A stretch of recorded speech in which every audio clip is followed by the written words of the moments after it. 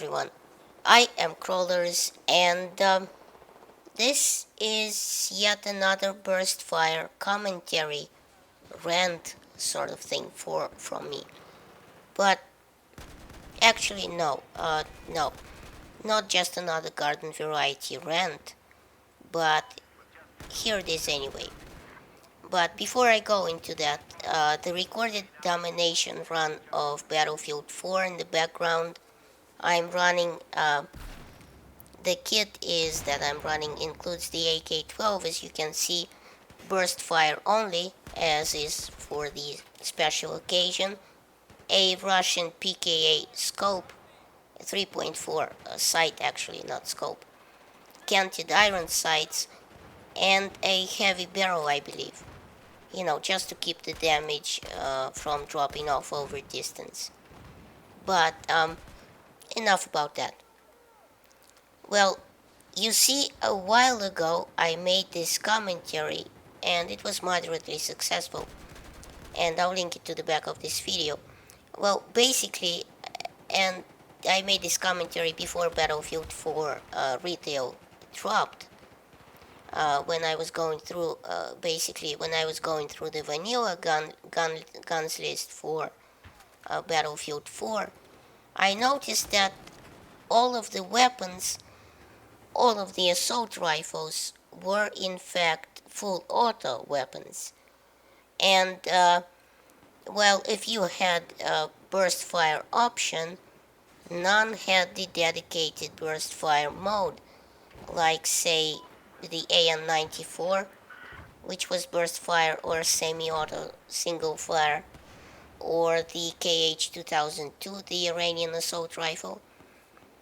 Now, admittedly, I was later corrected in that the M16A4 will in fact be a dedicated burst fire assault rifle in Battlefield 4, just as the M4 will be. But my point still stands, and here it is. Essentially, the way Battlefield works, and indeed most, if not all FPS games work, is that they have a smoke kick that kicks the gun upward at each shot. And imagine here at, let's say, 600 RPM, that means there will be 600 smoke kicks in 1 minute. Never mind that your magazine would run out before that.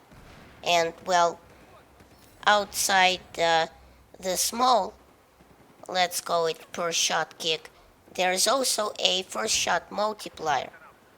Now, the first shot multiplier is just what it sounds like, a number that multiplies your first shot's kick in autofire to be much higher than the consecutive kicks. So let's say a gun has a first shot multiplier of 2 and a per shot kick of 0.15. Well, then when you step on autofire, you get the first kick of 0.3 on the first bullet, and each consecutive shot will be at 0.15. Well, there's a problem with this mechanic, you see. Not that it's hard to get away from, because it's pretty much everyone is accustomed to it by now. But the problem with burst fire assault rifle, like the AN-94, let's say, which are supposed to be super accurate in burst fire mode, is the fact that you are getting penalized, in fact, for using the burst fire mode, and therefore actually quite counterintuitively being less accurate than the full auto counterparts. So when you have burst fire weapons, what happens is you squeeze the trigger, let's say 3 shots come out, the first one with severe first shot multiplier kick, and the other 2 just have this regular small per shot kick. So the gun jumps and you probably lose the target by the time the second or third shot comes out, and let's say the target did not go down just yet. Let's say you need to add one or two more bursts. So, well, you can probably guess what happens next. If you stack these bursts right on top of one another, you get one severe kick for the first shot. The next two shots come out, and before the gun has a chance to fully reset, you add another one of the bursts, and thus another severe first shot multiplier kick, and then another one as you go into burst 3. So essentially you fired 9 shots and got 3 first shot multiplier severe kicks. Compare that to a full auto assault rifle where you fire the same 9 shots and you only get 1 first shot multiplier severe kick. So you can really see here why people didn't really choose burst fire over full auto assault rifles that much.